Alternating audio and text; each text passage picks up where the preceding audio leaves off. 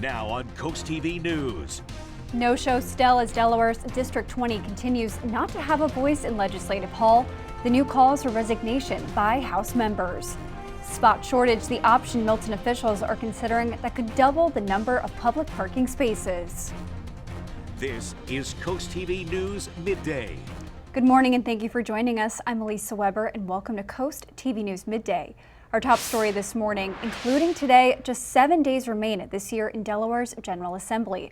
On Wednesday, as is the case for the entirety of 2025, District 20 Democratic Representative Stell Parker Selby failed to show at Legislative Hall. She represents roughly 23,000 registered voters, and she has missed every single House vote this year. That's at least 104 votes. For the first time, politicians said on camera that Parker Selby had a stroke. Sources previously confirmed that to CoastTV. And now for the first time, House Republican leadership is calling for Parker Selby's resignation. District 40 Representative Tim Duke, who serves Western Sussex County, told CoastTV just that. But he also emphasized how beloved this absent lawmaker is. We would love to have her back. I can tell you, if Stell walked into the General Assembly today, you would have 40 legislators on their feet clapping and cheering to see her. That would be a celebration. But if that can't happen, we need to move on with a special election. And Dukes told CoastTV Parker Selby is drawing a salary despite her absence. Today, the House is set to take up at least 7 more pieces of legislation. And this is now going to bring us to our CoastTV poll. We want to know, how should political leaders handle long-term absences of representatives? So far, majority of voters have suggested call for resignation, 15% health-based leave, 7% temporary legislator, 2% provide updates, and 1% do nothing. And we now have a comment from Brian in Milton. Brian says, quote, "I think she's had plenty of time to respond to emails and the like. It's time for her to step down for her own health and for the better of the people she represents. Side note, I do hope that she makes a full recovery." And if you haven't voted yet, you can still do so at coasttv.com or on our mobile app. And we are now taking a live look outside at Dover this morning. And our first alert meteorologist, Bob Trahey, is going to be joining us. Bob, we said it a lot this morning, a 90-degree day today.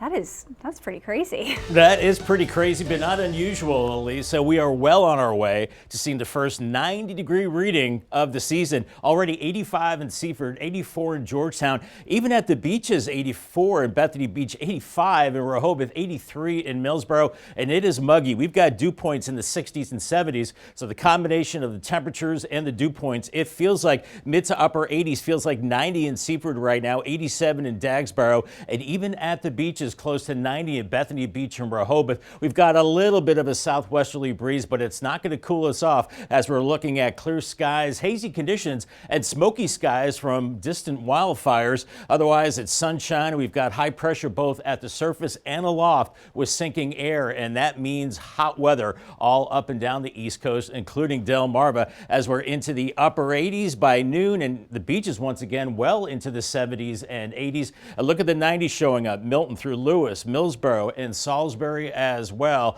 and feeling even a few degrees warmer than that with the humidity as the summer-like temperatures continue through the evening hours. Day part forecast, make sure you stay hydrated with water and have the sunscreen. Temperatures lower 90s inland. We do cool it off a little bit Friday and especially into the weekend with increasing showers and storms. Not great news for Dad on Father's Day. I'll have your weekend forecast and have more on the heat coming up in a little bit. Thank you, Bob. Happening today in Milton, attempting to find solutions over parking spaces. The town is looking at the purchase of a lot behind the Historical Society. And get this, it would nearly double parking in the downtown area. The council could vote on the design of this land at the corner of Magnolia Street and Union Street.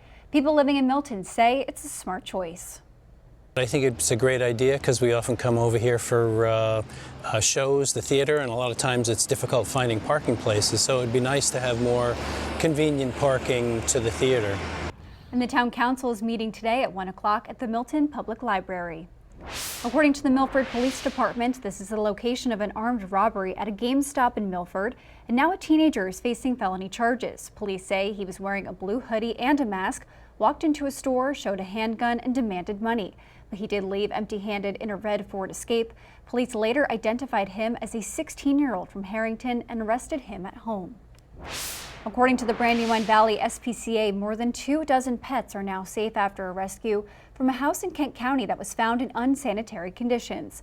The animals are now at the BV SPCA location in Georgetown. Staff says the animals suffered hair loss, infections, and a lot of fleas. If you would like to help, the BV SPCA is taking donations and looking for volunteers, and we have all of those resources right now on CoastTV.com.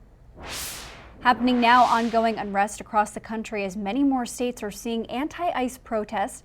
There is a mix of calmer demonstrations, and then at times, items can be seen burning in the middle of crowds. People in Arizona, Washington, Indiana, Texas, and New York have joined LA in those demonstrations.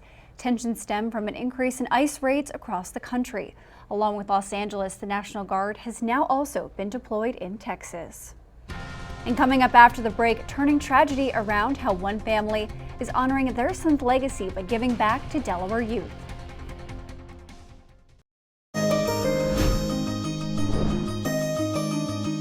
Sports are a great way for children to stay active while learning important life skills like time management, working hard, and making new friends. But the cost of playing sports, it can be a barrier for many families.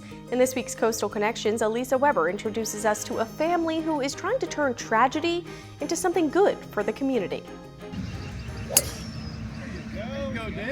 Coming together for a good cause, one putt at a time. On this course, it's not just about the game. These golfers aren't just here for the competition. They're playing for a purpose. They're playing for the Jason Anderson Foundation for Youth Sports. This foundation works to ensure every child has the chance to play no matter their family's financial situation. The foundation was created in honor of Jason Anderson, who tragically lost his life in a car accident in 2015 at the age of 33. You never accept what happens, okay? You never get used to it. And people can tell you, oh, you know, it's been 10 years, you should be fine. Trust me, you're not. But for us, it's our ability to continue to contribute in Jason's honor and his name. Mark Anderson, Jason's father, believes this is exactly how his son would have wanted to be remembered, by helping kids discover a love for sports the same way Jason did. Jason was a great guy. I mean, he was just a lover of sports. We used to go to baseball games, Oriole baseball games, and of course it would be in the evening, and you know, it's a night game, 7 o'clock start.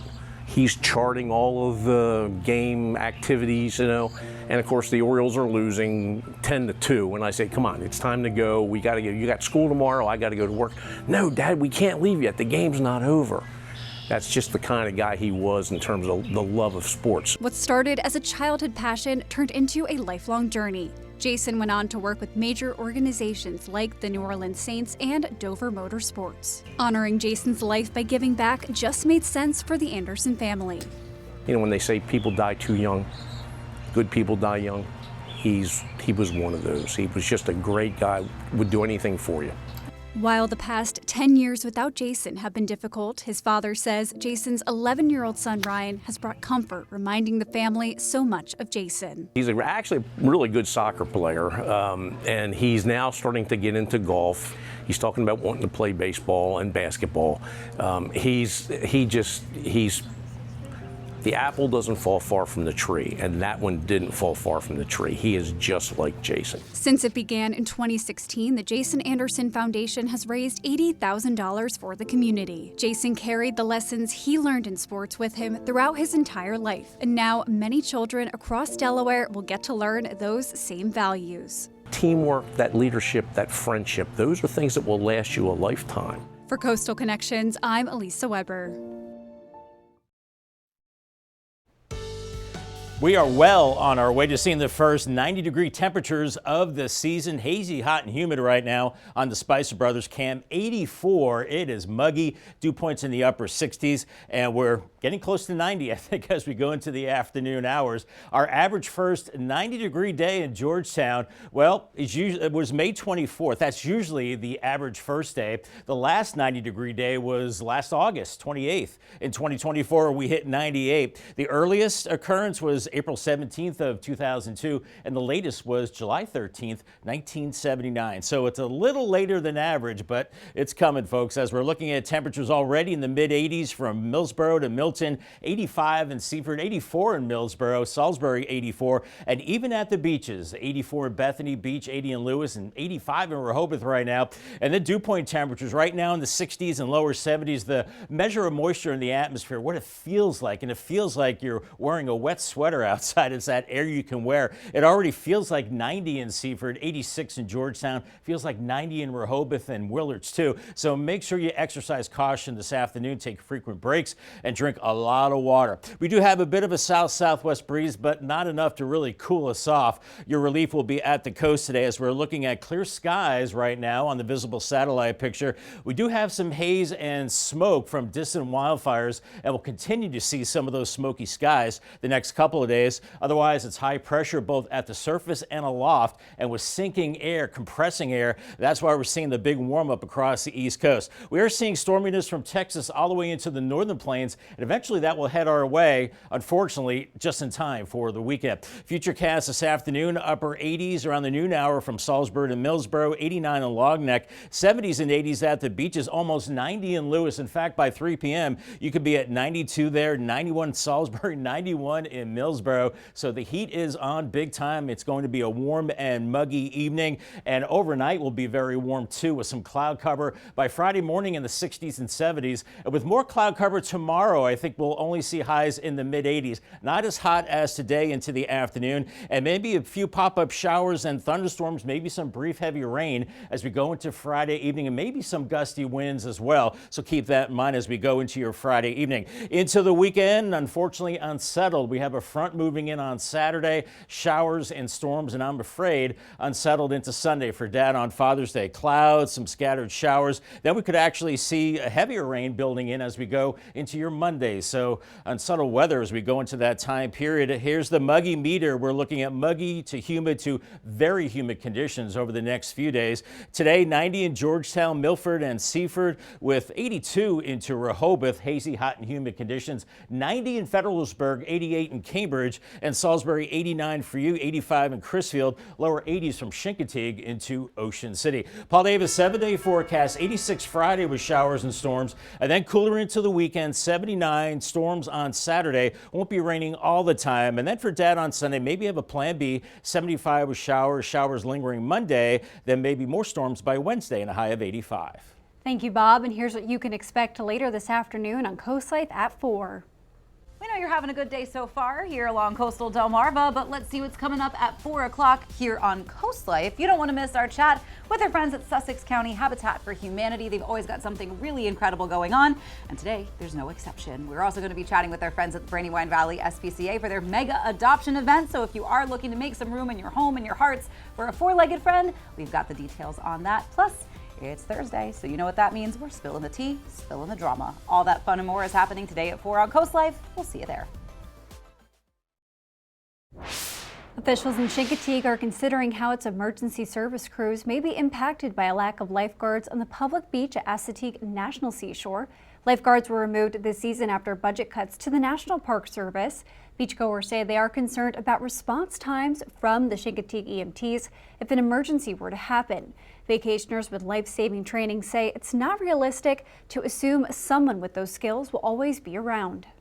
I am concerned for the other beachgoers when I'm not around. I'm trained in CPR and first aid, so I can always be on duty as I am as a father, but not everyone here is trained in that. And the lifeguards are trained in CPR and first aid. So yeah, it's definitely bad for all the beachgoers. Chincoteague's mayor says they cannot supply lifeguards to the public beach on Assateague National Seashore since it is federally owned property. There will be a programming change on June 13th that you need to be aware of. The U.S. Open will air from 1 p.m. to 7 p.m. Then Wheel of Fortune begins at 7 o'clock and nightly news will follow afterwards at 7:30. There will be no Coast TV news at 5 or 6 that day. And coming up, HAP helps more pets. We'll tell you what organizers say a new mobile clinic will help fill a gap in care in Sussex County.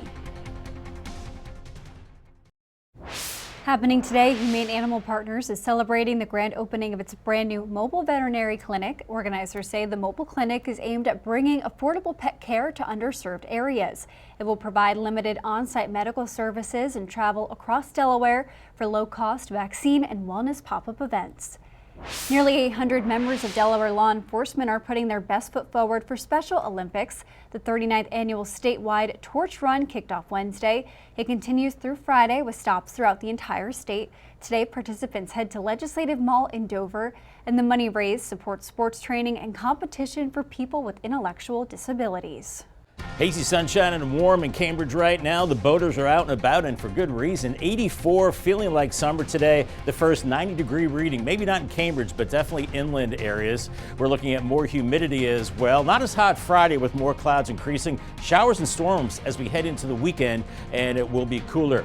Congratulations to Donna Knopf from Salisbury on winning a brand new umbrella from Paul Davis and Coast TV. I'll have your 10-day forecast coming up next.